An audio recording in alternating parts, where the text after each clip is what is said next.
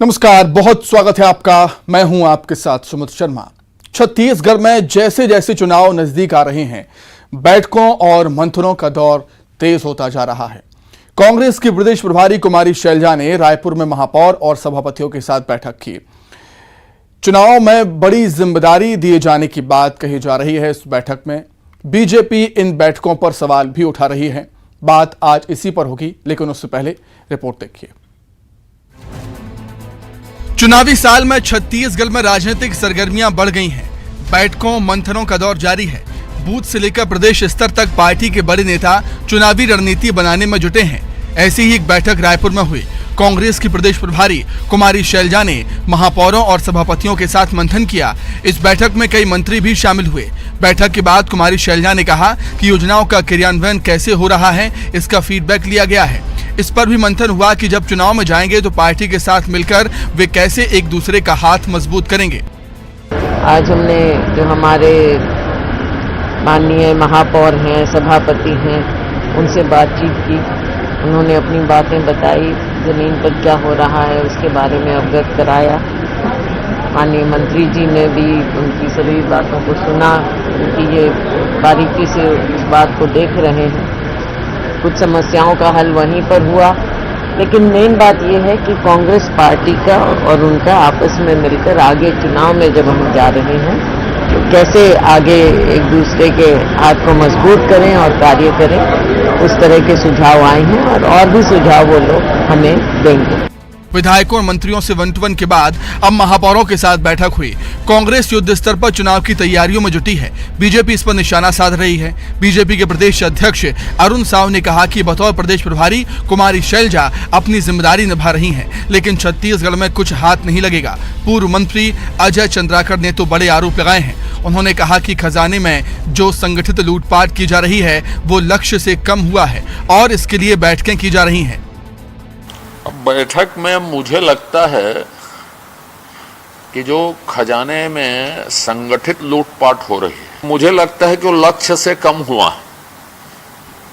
प्रत्येक मंत्रियों को लक्ष्य दिया गया होगा और कवासी लखमा जी को बधाई मिली होगी कि आपने कांग्रेस के लिए योगदान बहुत किया है।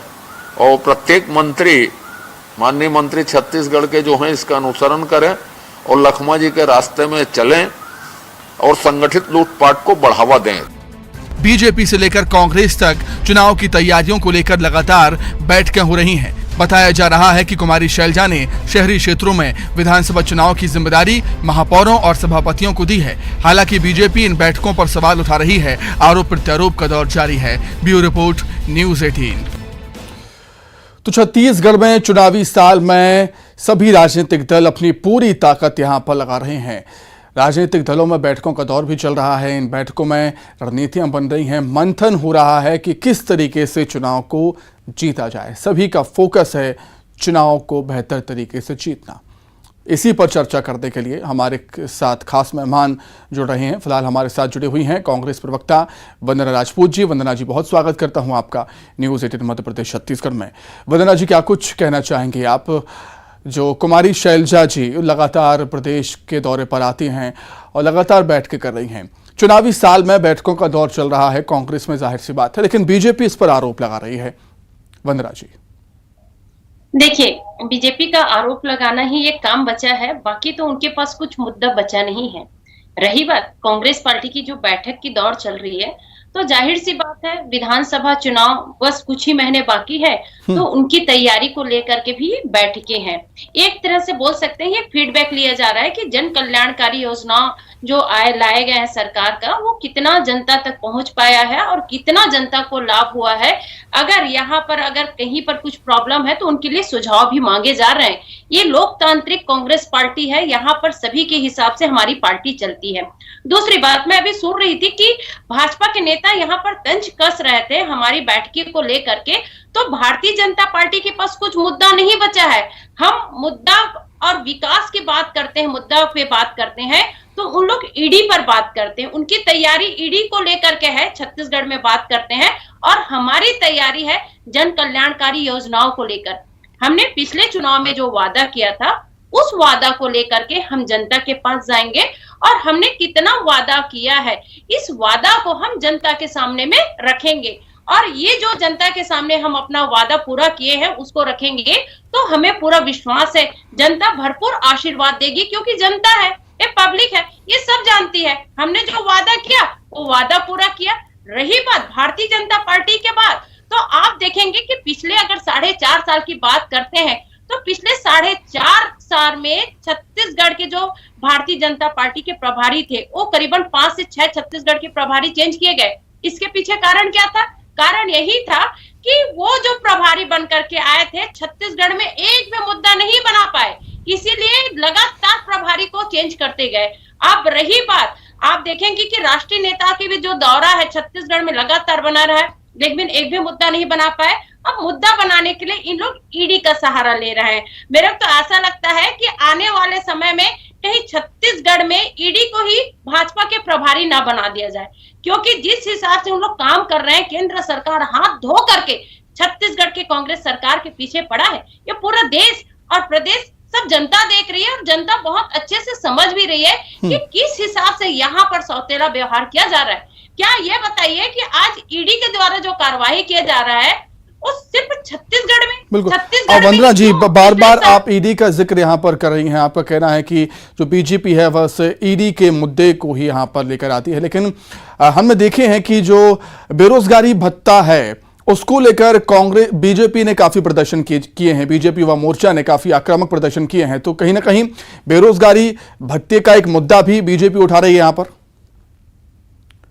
बेरोजगारी भत्ता की बात है तो हमने उसको अपना घोषणा पत्र में हमने शामिल नहीं किया था वादा, लेकिन तो भी से हमने इस वादा को पूरा किए हैं।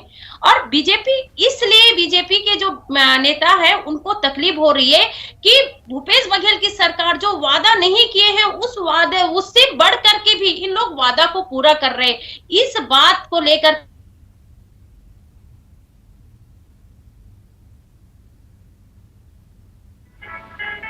लगातार जो आप कांग्रेस पार्टी की बात करते हैं तो लगातार कांग्रेस पार्टी अपना काम कर रही है।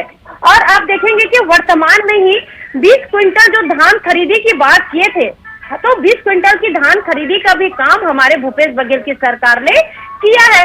अब भारतीय जनता पार्टी के पास तो कुछ भी मुद्दा नहीं बचा है, नहीं जवानों का, नहीं उसके पास किसानों का, नहीं महिलाओं का। तो अब कौन सी मुद्दा को लेकर के जाएंगे? 2024 में आप देखेंगे कि अगर लोकसभा चुनाव की बात करते हैं तो मोदी जी ने तो एक भी वादा पूरा नहीं किया, नहीं महंगाई का वादा पूरा किया और नहीं आप देखेंगे कि प्रत्येक लोगों के जो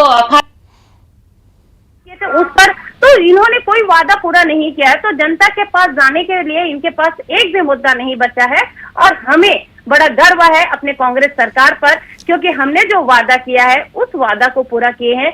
इसीलिए जो केंद्र सरकार है छत्तीसगढ़ के पीछे हाथ धो करके पड़ा है और हमारे जो सरकार है भूपेश बघेल माननीय मुख्यमंत्री जी को यहाँ पे परेशान करने का काम किया जा रहा है। ठीक है वंदना जी, मैं आपके पास लौटूंगा और बीजेपी नेता राजीव चक्रवर्ती जी ने भी हमें ज्वाइन कर दिया है। राजीव जी, आपका भी बहुत स्वागत करता हूं मैं न्यूज़ 18 मध्य प्रदेश छत्तीसगढ़ में। वंदना जी को आप सुन रहे होंगे, नहीं सुना तो मैं आपको बता दूं, वंदना जी लगातार कह रही हैं कि आपके पास कोई मुद्दा नहीं बचा है, इसलिए ईडी के जिक्र बार बार आप लोग करते हैं। जी देखिए, बहुत दर्दनाक स्थिति है प्रदेश की। इस प्रदेश में घोटाले की परतें खुलती जा रही है। हमने देखा था कि कोरोना काल में किस प्रकार से राशन तो बांटी नहीं गई, लेकिन शराब बहुत बांटी गई और एक शराब का स्कैम, एक बहुत बड़ा स्कैम 2000 करोड़ का निकला है। शैलजा जी जो बैठक ले रही, निश्चित रूप से वो उनको बैठक में संज्ञान होगा कि मंत्रियों की, क्या कल उन्होंने मंत्रियों की बैठक ली तो उनको संज्ञान होगा कि सारे मंत्रालय फेल है। गृह मंत्रालय की उन्होंने समीक्षा की हो गई तो निश्चित रूप से उन्हें पता होगा कि इतनी बड़ी आबादी जो है वो सुरक्षा से महफूज है। लोग चाकू चल रहे हैं, छुरे चल रहे हैं, आम आदमी सुरक्षित नहीं है। आबकारी मंत्री ने कहा था कि चुनाव के पहले लोगों ने कहा था कांग्रेस के लीडरान ने कि शराबबंदी होगी, लेकिन शराब की नदियां बन रही, सूखा नशा, गीला नशा, चौक चौराहे में पुलिस द्वारा प्रायोजित नशा, पहली बार न भूतो न भविष्यति। तो शैलजा जी ने निश्चित रूप से जो बैठक ली है उनको तो पता होगा कि सारे मंत्रालय, आवास मंत्रालय में मंत्री जी ने इस्तीफा दे दिया और अगर बात करें तो ई गवर्नेंस की, तो राजस्व मंत्री आरोप लगाते हैं कि आईएएस अफसर के ऊपर रानू साहू जी सबसे बड़ा कलेक्टर है। तो ये आवरण है सरकार का। सरकार चुनाव के पहले जनता को जो वादा की थी, सारे मंत्रिमंडल के सारे मंत्री फेल है अपने अपने विभागों में, भेंट मुलाकात का झूठ करते हैं, खाद घोटाला, धान घोटाला, तो ये घोटालों की सरकार है। आज उन्होंने नगरीय निकाय की बैठक ली तो निश्चित रूप से उन्होंने महापौर से पूछा होगा कि नरेंद्र मोदी जी स्मार्ट सिटी का पैसा दे रहे हैं तो वो क्या केवल तालाबों की बाउंड्री वाल तोड़ने के लिए दी जा रही है कि सिटी को स्मार्ट बनाने के लिए दी जा रही है? और क्या स्थिति है राशन का घोटाला? अभी इन्होंने आज एक साथ बहुत सारे राशन दुकानदारों का संपत्ति अटैच कर लिया। वो तो बेचारे छोटी मछलियां हैं, बड़ी मछलियां कहां है शैलजा जी को पूछना चाहिए। तो नगर निगम की जितनी सारी जिम्मेदारियां थी, ठीक है राजीव जी, बहुत सारे घोटालों का जिक्र आप कर रहे हैं, लेकिन राजनीतिक हालात की अगर हम बात करें तो बीजेपी में भी मंथन होना चाहिए। बीजेपी को भी गहन मंथन की जरूरत है, क्योंकि विधानसभा चुनाव में आपकी गडारी हार हुई, उपचुनाव हुए उसमें भी आप हार गए और नंद कुमार साह जी ने भी आपका साथ छोड़ दिया। सुमित जी, चुनाव के समय कोई नेता आए जाए बहुत फर्क नहीं पड़ता। कांग्रेस के भी कई सारे बड़े नेता जो पहले कार्यकारी अध्यक्ष थे, तमाम बड़े लोग आने के लिए है, वो कोई बड़ी बात नहीं, मैं कोई उपलब्धि नहीं मानता। और नंद कुमार साह जी चले गए, हमको शुभकामना देते हैं। लेकिन आज हम महाधरने से होकर आ रहे हैं, क्या स्थिति है? पूरी जनता हमारे साथ धरना में बैठी हुई है कि कहते हैं कि कोचिया, भूपेश बघेल जी के नेतृत्व में कोचिया लोग शराब बेचने गली गली गांव गांव, और वृद्ध महिलाएं आके धरना स्थल पर कह रही कि कब बंद होगी शराब। तो चाहे शराब की बात हो, सड़कों की बात हो, स्वास्थ्य की बात हो, आवास की बात हो, गुड गवर्नेंस की बात हो, शिक्षा की बात हो, एक स्कूल में 5 प्रिंसिपल की नियुक्ति एक दिन में जारी की गई। तो इससे आप समझ सकते हैं सुमित जी कि सरकार बहुत वेंटिलेटर पे है। सरकार का एकमात्र सूत्र है लूटो खसूटो, अपना जेब भरो और कांग्रेस के विभाग में पैसा भेजो। एक शराब दुकान में 2-2 काउंटर हुआ करता था, ये अभी पकड़े हैं। अभी मेरी आपकी बात हो रही है, नारायणपुर में भारतीय जनता पार्टी के युवकों ने अवैध शराब की ट्रक पकड़ी, जिसकी पायलटिंग पुलिस वाले कर रहे थे और जिसके ऊपर में प्याज भरा हुआ था। तो यह स्थिति है कि जिस प्रकार हमें ध्यान है कि पहले जिस ओम प्रकाश चौटाला जिस प्रकार से जेल में है, लालू यादव जी जेल में है और तमाम जो दूसरे मधु। तो राजीव जी, आपकी जब सरकार थी तो क्या अवैध शराब की कोई कार्रवाई नहीं हुई प्रदेश में? भयंकर कार्रवाई होती थी। कोचिए लोग शहर छोड़ के चले गए थे, प्रदेश छोड़कर चले गए थे। आज तो कानून व्यवस्था की स्थिति बहुत खराब है और अवैध शराब, अवैध ड्रग्स का नशा, अवैध रेत का कारोबार। तो ये जो सरकार का संरक्षण है जनता के लिए नहीं है, जनता सरकार का संरक्षण है शराब घोटालेबाजों को, रेत के घोटालेबाजों को, ये ड्रग माफियाओं को संरक्षण। मैं दोबारा आपके पास लौटता हूं। ये सरकार बेहाल हो चुकी है, बेशर्म हो चुकी है और सरकार के जाने का समय हो चुका है। ठीक है, मैं लौटता हूं राजीव जी आपके पास दोबारा। वंदना जी, पूर्व मंत्री अजय चंद्राकर जी ने बड़े और गंभीर आरोप लगाए हैं सरकार पर। उनका कहना है कि जो खजाने में संगठित लूटपाट का टारगेट पूरा नहीं हो पाया, उसको लेकर बैठक की है कुमारी शैलजा जी ने। वंदना जी, देखिए, अजय चंद्राकर जी के जो बयान है, उसके बयान पर तो उनके पार्टी वाले ही उसको तवज्जो नहीं देते हैं, तो हमको उसके जो बयान है उस पर कोई मतलब नहीं है। रही बात कि जैसा सोच रहता है लोग मुझसे वैसे ही बोलते हैं। 15 साल की सरकार थी, शायद वही लोग ये तिजोरी भरने का काम करते थे। उनको बहुत एक्सपीरियंस हो गया है कि लूट कैसे लूटा जाता है जनता को और कैसे उस काली कमाई को कहां रखा जाता है। कहीं इसी काली कमाई को तो जो काला धन को हमको सफेद करने का जो मौका मिला था इन लोगों को नोटबंदी में, तो कहीं यही काला धन तो उस नोटबंदी में सफेद तो नहीं कर लिए हैं।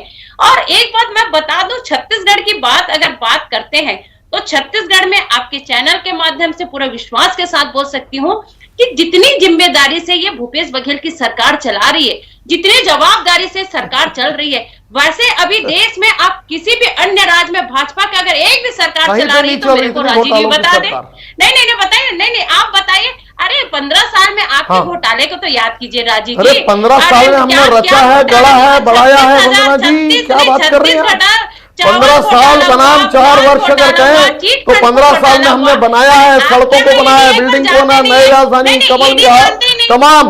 आप तो फीता काट रही है।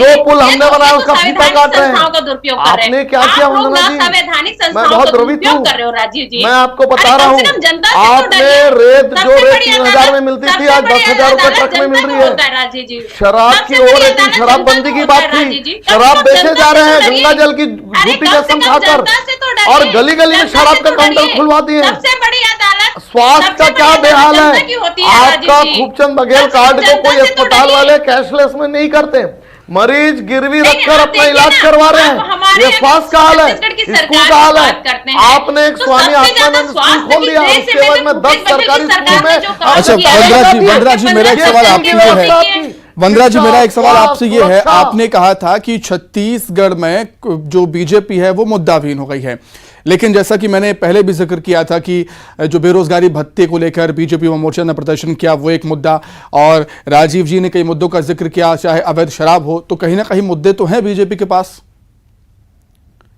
देखिए, अगर बीजेपी के पास अगर मुद्दा होता तो आज ये लोग ईडी के सहारे पिछले 3.5 से 4 साल में जब से कांग्रेस की सरकार बनी है स्वतंत्र एजेंसी है तब से ईडी छापने नहीं। अरे तो मधु कोड़ा क्यों अंदर हुए? ईडी ने छापेमारी की। ओम प्रकाश चौटाला क्यों अंदर है?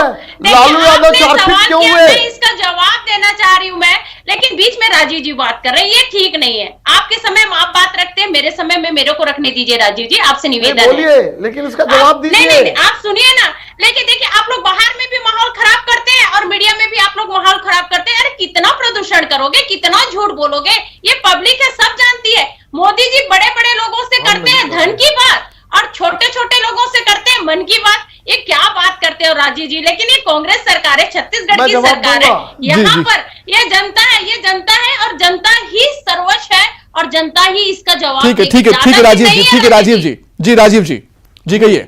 देखिए, मोदी जी मन की बात प्रेरणा देते युवाओं को, एंटरप्रेन्योर्स को, जो परीक्षा देते बच्चों को। और रही बात भूपेश बघेल जी की बात है, तो भूपेश बघेल जी ने आज क्या कर दिया है?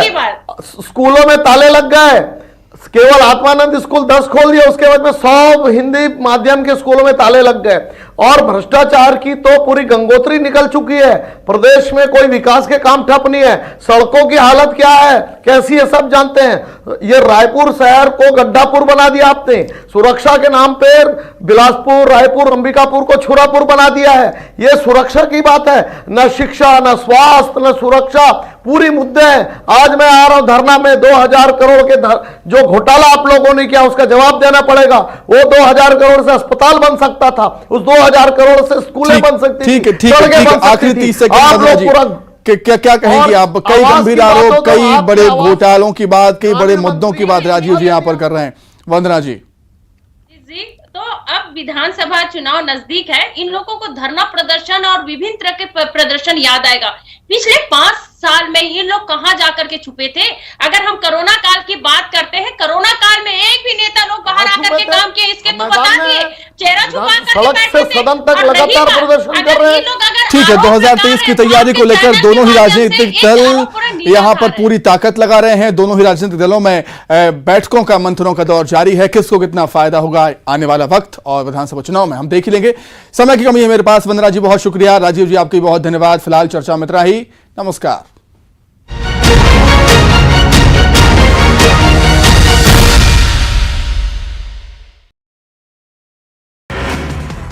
पीएम नरेंद्र